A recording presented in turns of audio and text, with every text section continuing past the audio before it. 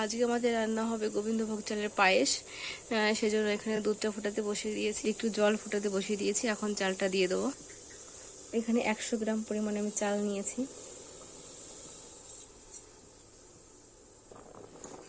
চালটা কিরকম সুন্দর করে নাড়িয়ে নাড়িয়ে একটু ফুটিয়ে নিতে হবে। এরকম কড়া আছে, একটু ফুটিয়ে নিতে হবে চালটাকে। আমি এখানে জল দিয়ে ফোটাচ্ছি কারণ দুধের পরিমাণটা একটু কম। এখানে 1 কিলোর মতো দুধ আছে, তো দুধটা বেশি হলে দুধ দিয়ে ফোটানো যায়। দুধটা এখানে ফুটিয়ে নামিয়ে নিলাম।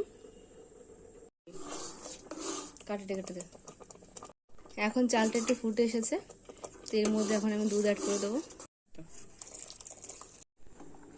এর মধ্যে আমি দিয়ে দিয়েছি একটু খেজুরের গুড় অ্যাড করেছি, আর দিয়েছি একটু চিনি। দেখতে হবে কতটা পরিমাণে মিষ্টি লাগবে, তো সেটা স্বাদ মতো দিতে হবে।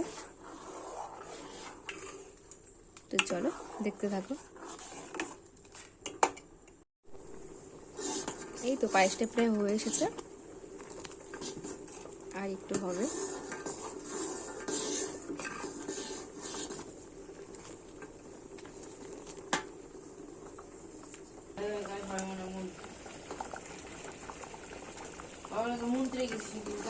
আমার পায়েসটা রান্না কমপ্লিট।